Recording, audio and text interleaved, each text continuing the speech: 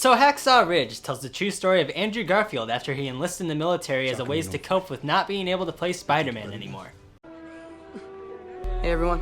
No, but seriously, Hacksaw Ridge tells the true story of Desmond Doss, a devout Catholic who enlists in the military but refuses to carry a weapon. During his service, he was able to save 75 lives without killing a single enemy soldier. So this movie has been getting massive critical acclaim. People have just been acting like it's the best thing since sliced bread. People are also heralding it as a triumphant comeback for Mel Gibson. Gibby!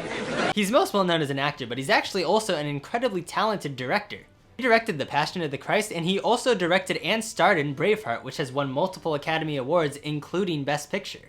However, Mel Gibson has become somewhat controversial and unmarketable. Shortly before The Passion was released, he became really drunk and said some very anti-Semitic things, and he's basically been blacklisted in Hollywood ever since. Personally, I think he made a mistake. I think he said some things that he really didn't mean, and I have been waiting for years and years and years for Hollywood to give him a second chance, and he's finally gotten it with Hacksaw Ridge. Now, for the first 20 to 30 minutes, I wasn't exactly sure what all the critical buzz was about.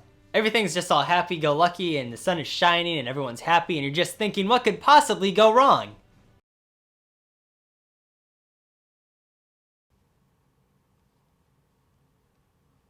Okay. I see why it's rated R now. Wow, okay, yeah, this movie's rated R. Like, super rated R. Like, don't take your kids to see this rated R. We were taking a nice stroll down Happy-Go-Lucky Lane and then all of a sudden you made a major U-turn down PTSD City. I would actually say that this could be the most violent movie that Mel Gibson has ever made. Yes, you heard that correctly. This is the most violent movie from the man who made Braveheart and The Passion. What? You know, abolishing slavery was kinda difficult. Landing on the moon was a bit of a challenge. Making a movie that is more violent than Braveheart and The Passion is a near impossible task. However, I am not saying that the violence in this movie is a negative thing at all. In fact, quite the opposite. I think it is a great thing. This is a movie that really did not have to be rated R. It could have very well been a PG-13 film.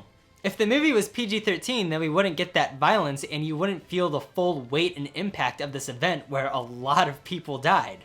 And I'm really happy that Mel Gibson decided to go the extra mile and make it more violent because that really made the movie have much more of an impact. When people get killed in this movie, you feel like someone really died. It makes a huge, harrowing impact on you. To put it simply, the violence and the action in this film is handled wonderfully. It's gruesome and traumatic, yes, but it is so realistic and it really makes you feel the impact of this event. I also really cared about the characters in this movie.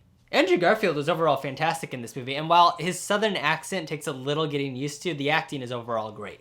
His character is just really happy all the time, but it never got to the point where he felt unbearably naive or overall annoying.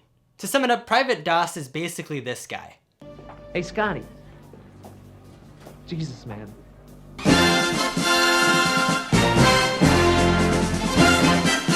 He just felt like a guy who really wanted to help others without losing his faith in the process. I know a lot of people out there are probably going to think because it's Mel Gibson it's like some Christian propaganda or something like that, but it's really not. It's not saying you have to be part of the Catholic or Christian faith otherwise you're a bad person, it's saying that you should stay true to what you believe in. And I really think that's a great lesson to teach, especially with all the stuff that's been happening in recent years. We are living in an age where whether it comes to religion or politics or anything like that, people are being pressured to believe in certain things, and if they don't believe in that certain thing, then they're labeled as something negative. Like you have people saying you're a racist if you're voting for Trump, or people saying you're a criminal if you're voting for Hillary. People saying you're homophobic if you're Catholic, or people saying that you're a terrorist if you're Muslim. This movie teaches that you shouldn't be afraid to believe in something and you should stay true to your faith, even if that means you might get a tremendous amount of backlash for it. And I like that. It's pretty good. Vince Vaughn was also pretty good in this movie as well. It was a bit strange seeing him in a serious movie since he's mainly a comedic actor. But he actually did give a really good performance and yeah, he's solid.